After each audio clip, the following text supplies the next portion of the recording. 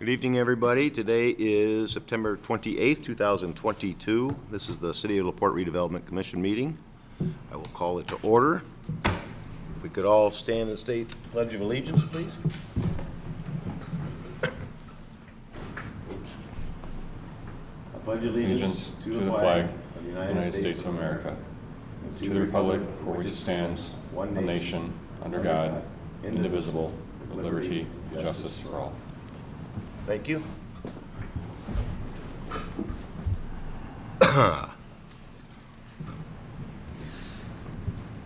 Mr. Cook. Roll call. I myself, Brian Chalik, is present. Damon Gassaway is present. Jenna Francisconi is present. Becky Parkinson is not present, and J.T. McDermott is not. So we do have a quorum. Public comment. Do we have anybody for public comment? It's 5:20.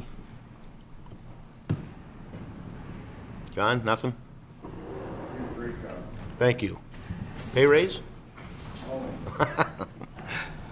I'm closing public comment at 5:20. Minutes. August 24th, 2022 minutes. Has everybody had a chance to look at the minutes? Any changes, additions, subtractions? I'd like to make a motion to approve the August 24th, 2022 regular meeting minutes. I have a motion. Do I have a second? Second. Any further discussion? Hearing none, all in favor, state by saying aye. Aye. Opposed? Passes 3-0. Claims. September 28th, claim docket. Has everybody had a time to look at that? Any questions regarding the claims docket? None for me. Not really No. big. I'll make a motion to approve the September 28th, 2022 claim docket. I have a motion, and do I have a second? Second. I have a motion and a second. Any further discussion? Hearing none. All in favor, state by saying aye. Aye. Opposed? Claims pass 3-0. We're going to change the schedule here a little bit. We're going to get rid of the old business since we've got not much to say about that. So we're going to go directly to new business. Let's do our B first, if you don't mind, just the transfer resolution, since you're just talking about financials right now. Okay. So just go over that real quick. Sure. So item B, under new business, is a transfer resolution for TIF accounts. It's customary this time of year that we need to consider doing some transfers. Just as we get towards the end of the year, we're allowed to transfer between categories within the same budget. So we're proposing moving $80,000 from our infrastructure costs for TIF 1 to professional services to cover some of the needs we have for parking study, Monroe Streetscape, some work we have to do still this year with wrapping up the work that Geosyntec is doing for us on a report for the Foundry site, and all that. So that amounts to a need of approximately $80,000. So that would be the first thing. The second one is, again, transfer from infrastructure to professional services within TIF 3. And that's basically just to cover the cost, largely basically to cover the cost for Newbie Lewis for the remainder of the year, per TIF, basically. And then that's also included in the other one, by the way. And then finally, TIF 4, the same thing, transfer from infrastructure to professional services for the primarily the same reason. We don't need to make three different. No. This is just one resolution. resolution. Yep. Yep. You can just read it by title. You want me to read it by title only? Somebody. Somebody needs to read it by title only? Yeah, I think that's fine. With his explanation, I think that's fine. Okay. Jenna, you like to read it? Title You only. have it? Just the title only? By title only. Resolution number 1-2022, resolution to transfer funds within the 2022 redevelopment commission budget. Any questions, discussion? make a motion to approve it. I have a motion. Do I have a second? Second. I have a Second. motion and a second. Further discussion? Hearing none, all in favor, state by saying aye. Aye. Opposed? Passes 3-0. Thank you. So, get rid of that. New business, annual TIF district report, updates, Baker Tilly. You're on the clock. Well, thank you for having me again. I'll try to be as quick as I can, but did want to make sure we got in front of you this year for kind of your annual TIF update. And I did leave a few copies of the presentation up here as well. Those of you that have been on the Redevelopment Commission for a few years probably remember that a number of years ago, the state put in a new requirement that every year the Redevelopment Commission, really any redevelopment commission around the state, has to hold a public meeting open to not only the public, but any overlapping taxing units that would want to attend to talk through the budget, the long-term plan, and any impact of your TIF areas.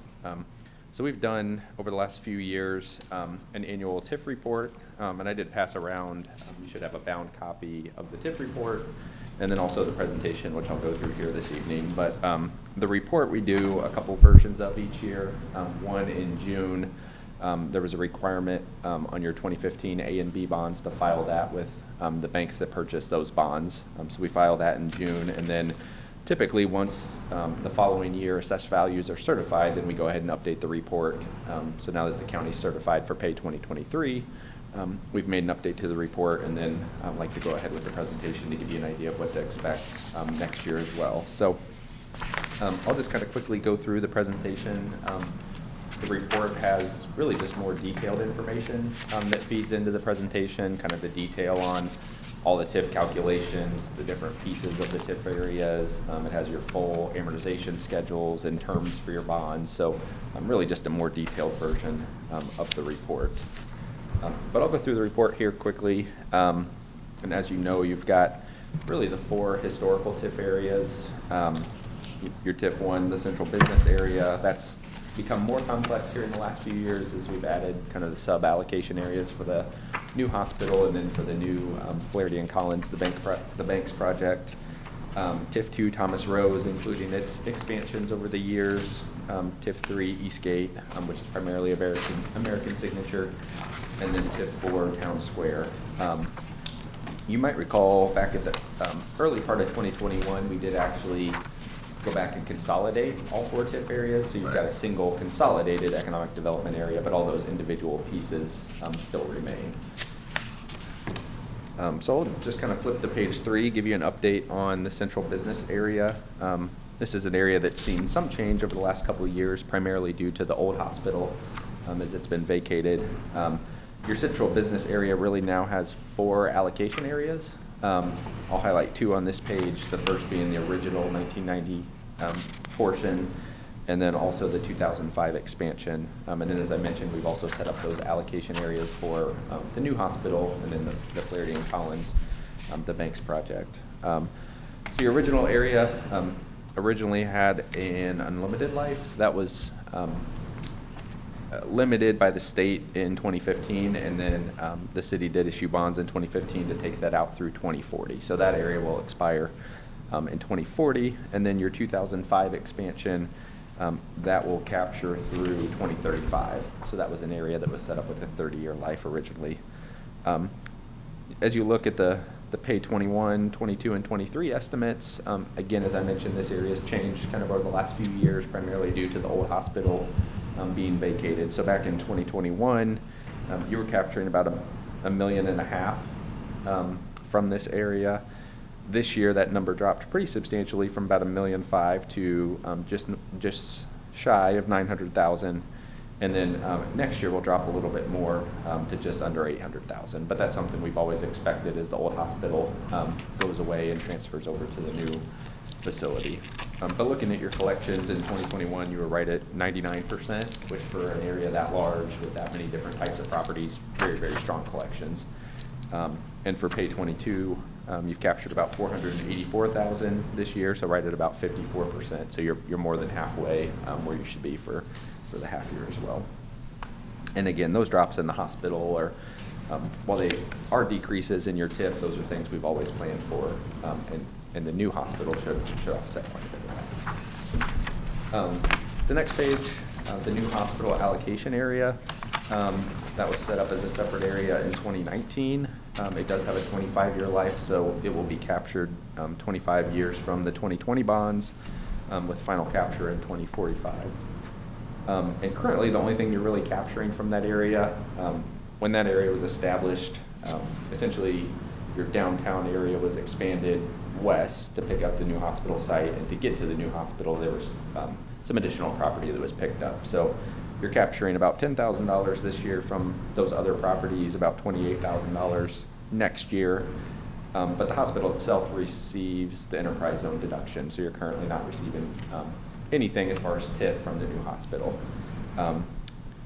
When the 2021 remediation bonds were done, there was the agreement with the Urban Enterprise Association Board that the Redevelopment Commission receives a portion of those enterprise zone revenues back to cover the debt service on the 2021 bonds, and then really split the remaining portion 50-50. So you've started receiving those enterprise zone fees back, and then as those expire here in the next 10 years, you'll start to receive pretty substantial TIF from the new hospital.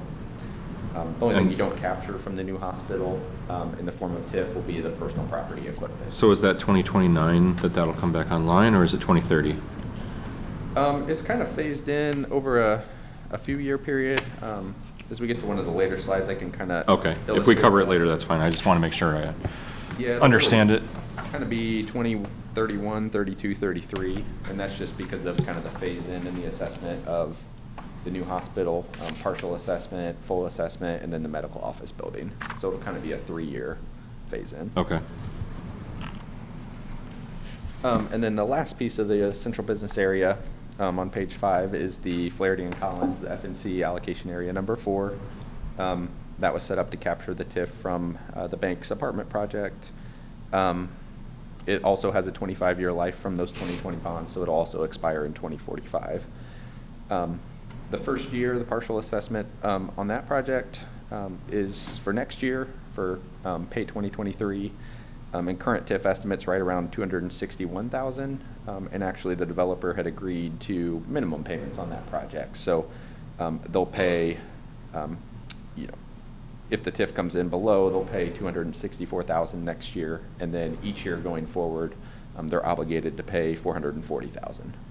So if the project comes in over that, you can certainly receive more than that $440 going forward, but you're always guaranteed at least what they've agreed to in the $440 annually.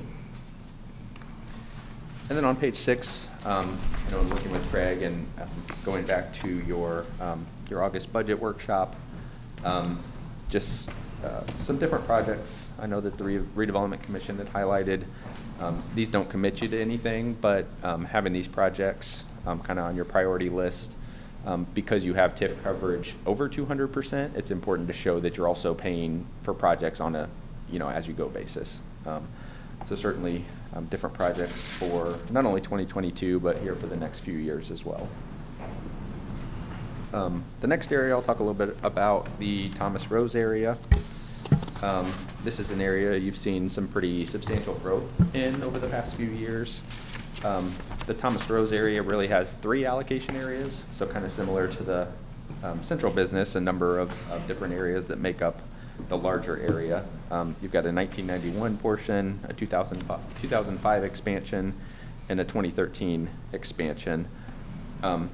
Those areas actually, you've got the former unlimited life term on the first piece, a 30-year life on the second piece, and a 25-year life on the third piece, so they'll expire at different times. Kind of throughout the late 2030s and into 2040. But in 2021, you captured about $1.2 million from the area. Your collections were right around 97%, so still very strong for an area that size with different properties. For 2022, that's grown to about 1.3 million, and you're right at about 60% on the year, so very strong collections for the spring. And then for 2023, you've had some new growth, and I think you've also had some roll-off of existing abatements and existing enterprise zone deductions. So that 1.3 million potentially next year could grow to close to 1.7. So that area continues to be very healthy and growing as things move forward. Again, on page 9, just kind of illustrated those projects for Thomas Rose area.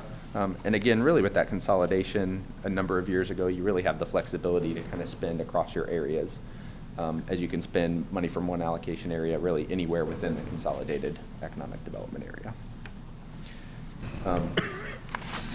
Page 11, I'll talk about the Eastgate allocation area. This was set up in 2004. It has a 30-year life, so it'll expire in 2034. Your collections have really been pretty consistent the past few years, around $340,000 per year.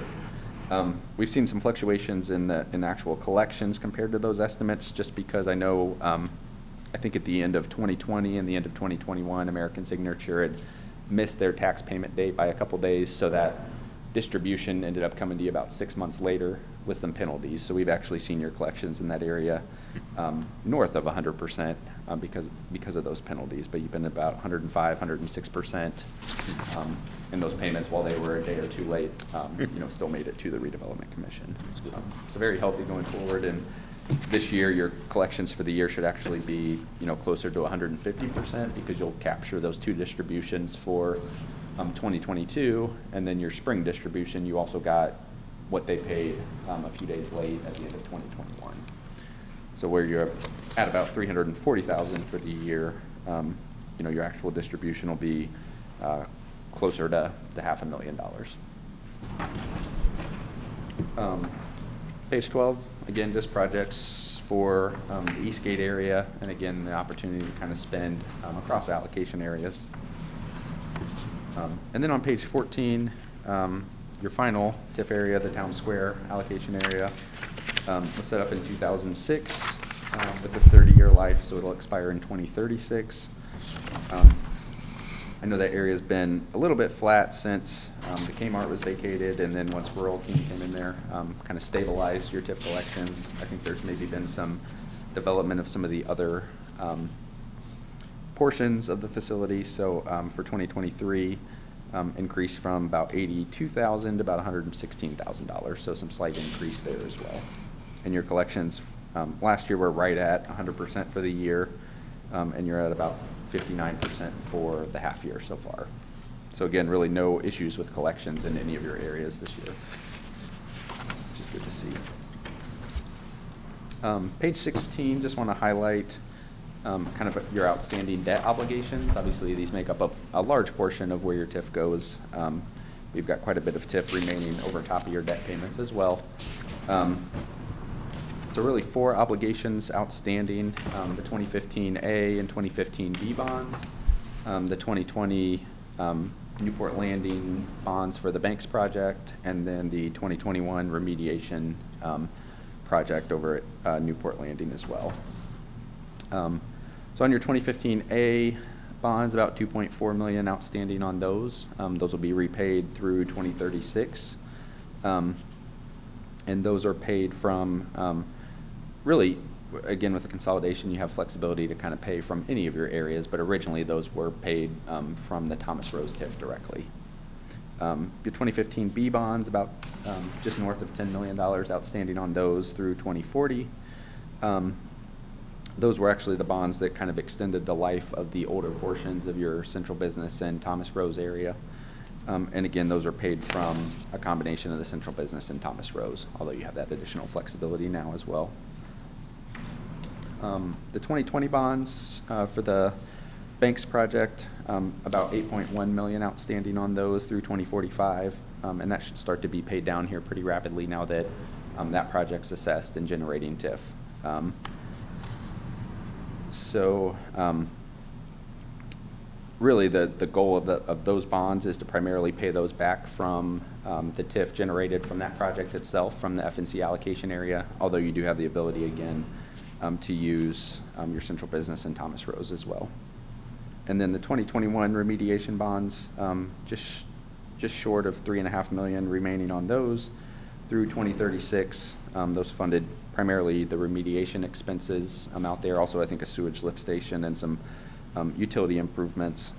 But with those bonds that involve the consolidation of the TIF, so you've got the ability to pay those from any of your areas as well as the enterprise zone fees that come to the Redevelopment Commission as well. So that's kind of the financing that tied all your areas and the enterprise zone portion together as well. So page 18, I think really kind of highlights how all your areas come together and what your situation looks like going forward.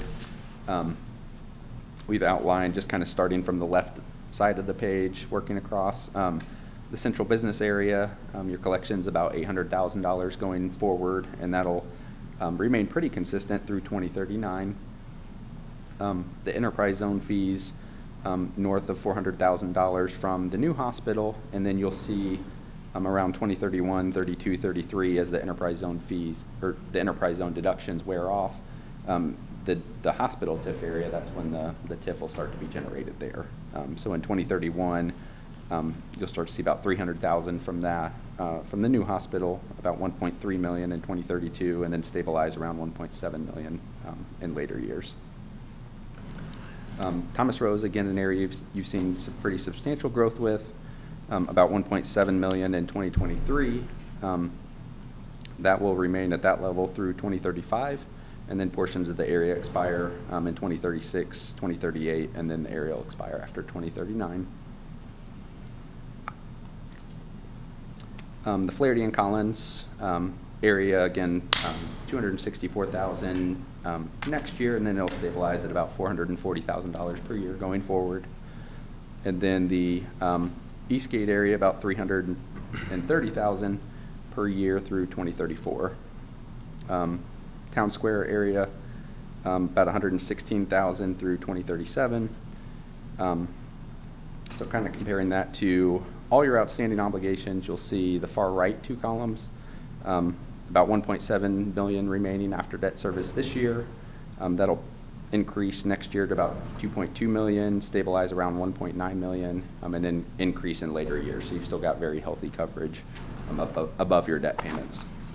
And again, we budgeted based on that final estimated tax increment remaining number, so that we didn't have to dip into reserves, as you recall. And looking back, when we had done the 2021 remediation bonds, kind of at the early months of 2021, we were at that point estimating about $1.4 million remaining in some of those early years, and your coverage was around 175%. So again, you can see it's grown pretty substantially. You've got that 1.4 million's grown to about 1.9 million in those early years. So you've continued to see growth in your areas. And then really too, as you look, one of the goals of TIF is to build that assessed value and then get it back to the tax base. So as you look, as your central business area drops off in 2039, that's about $27 million that at that point will be released back to the tax base.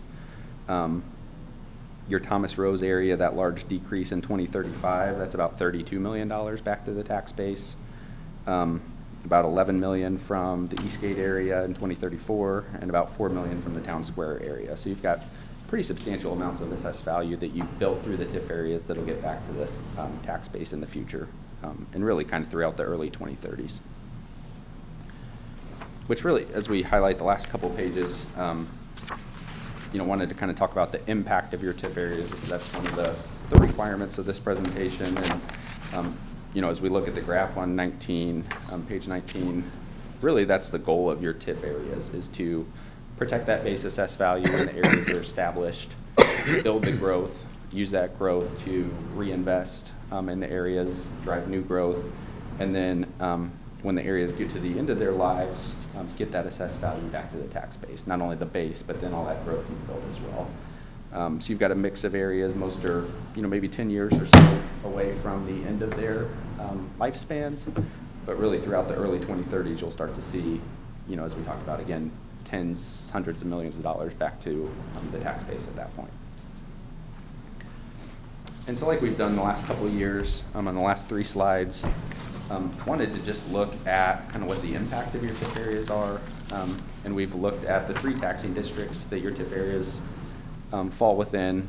First being LaPorte Center Township, second being LaPorte Kankakee 1, and then LaPorte Kankakee 2. The largest collections you have are within LaPorte Center Township, about $1.7 million within that area. LaPorte Kankakee 1, you capture about $510,000. And in LaPorte Kankakee 2, you capture just short of $400,000. So what we looked at is, in each of these areas, if you were to give a portion of that TIF back to the tax base, what would the impact be? Just for illustrative purposes, we assumed about $10 million in LaPorte Center Township, $5 million in LaPorte Kankakee 1, and then $1 million in LaPorte Kankakee 2. Altogether, giving up that $16 million of assessed value, that would decrease your TIF collections by almost $500,000 per year.